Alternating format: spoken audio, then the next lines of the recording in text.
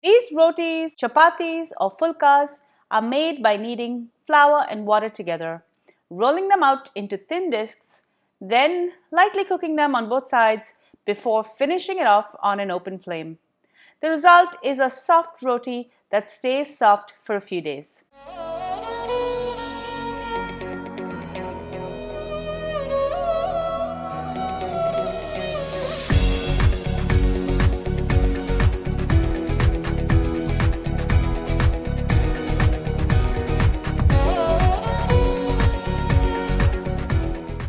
Hi everyone, welcome back to Kravings Adventures. I'm Ahmed. I hope you're excited today because I'm going to show you how to make foolproof phulkas. Now these phulkas or rotis are basically small light rotis that literally will fluff up as they hit the flame. This recipe is so easy to follow. You're going to be making these in your own home in no time. Before I go any further with this recipe, do make sure you subscribe to my channel and make sure to ring the bell so you're notified every time I upload a new video.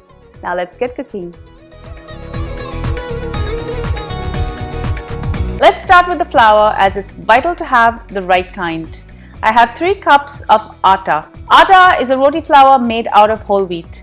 Do not buy the type that is labeled whole wheat in the store. The process to make roti flour versus regular whole wheat is very different, and the roti flour is much lighter.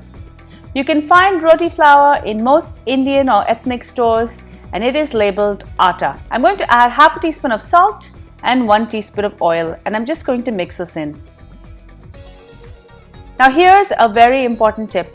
Instead of using warm or room temperature water, I'm going to use boiling hot water. You will need more or less 250 ml or a cup of water, and I'm just going to add this in a little bit at a time, mixing it as I go. Using hot water means there will be less gluten developed and that the flour will easily absorb the water, creating more steam when you cook it later. Always add a little less water than you think, as the heat will help knead this dough much easier.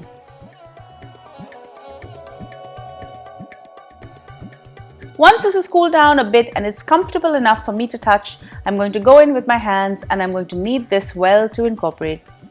If the dough is too dry, add a bit more water, and if it's too soft, add a bit more flour.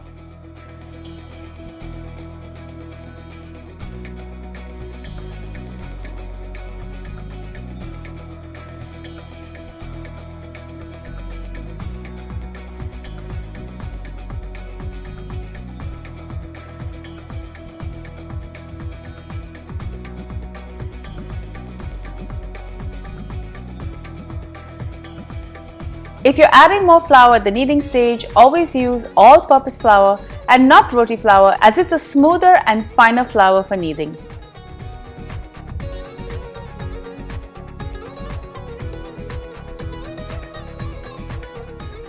Once done, I'm going to cover this and I'm going to allow this to rest for 10 to 15 minutes. The dough is now well rested and I'm going to knead it again.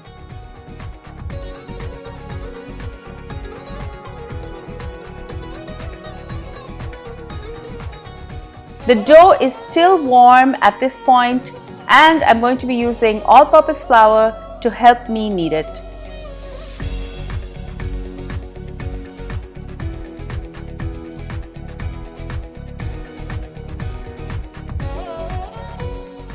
Always keep a plastic or metal scraper handy to keep your surface clean and dry. I'm going to divide the dough in half now and I'm going to work one half.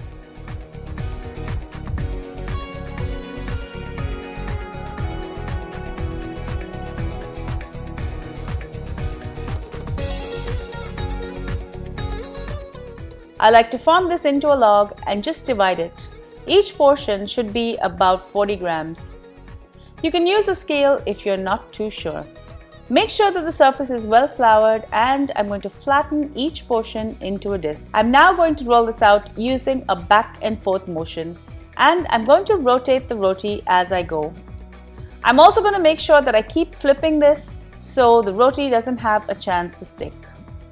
If you're a seasoned chapati or roti maker, you can roll and cook at the same time, but today I'm just going to roll out half of this batch and then we will cook it. As I roll them out, I'm going to lay it on a kitchen towel or a cloth. If you think it's going to take you a long time to roll these out, do cover them with a damp cloth. I've perfected making this over the lockdown, and now my family won't ever buy store-bought rotis again.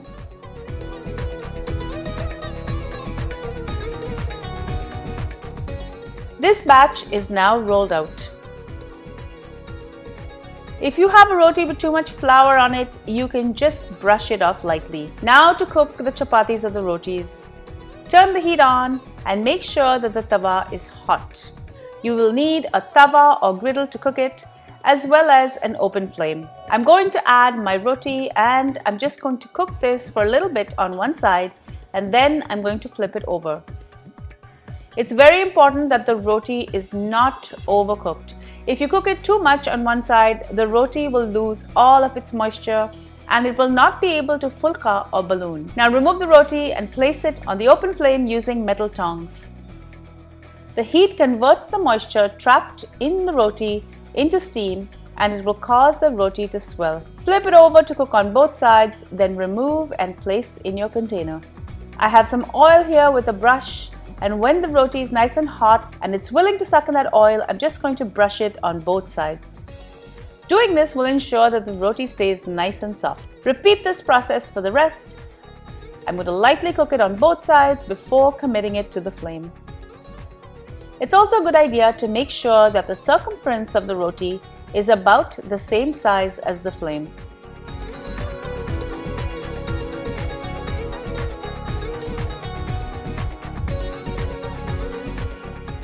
Now I'm sure that some of you are going to say that you have an electric stove. Never fear, you can buy yourself a small camping single burner stove. These are fairly inexpensive and you can cook the roti on your electric stove and just finish them off on the open flame. It's important to keep flipping these rotis. If they stay in one place for too long, they can tend to stick to the grate and tear.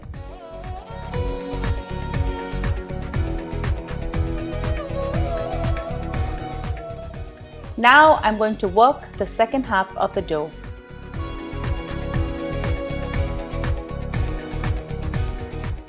To reheat, I like to wrap them in a paper towel and microwave them for about 10 to 20 seconds, as I find reheating on a tawa can really dry it out.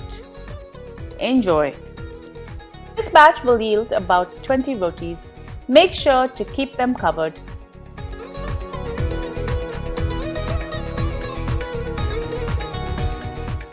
Thank you so much for joining me on Cravings Food Adventures. I hope you enjoyed this delicious recipe for phulkas. You will be making these for your family in no time, trust me. If you love the recipe, do leave me a comment below. Also, give the video a thumbs up and share it with your family and friends so they can enjoy all of these amazing videos as well. Also, make sure that you're subscribed and that you've rung the bell so you're notified every time I upload a new video. And be sure to follow me behind the scenes on all my social channels. I'm on Facebook, Instagram, Pinterest, and Twitter. Until I see you next time, do take care. Bye.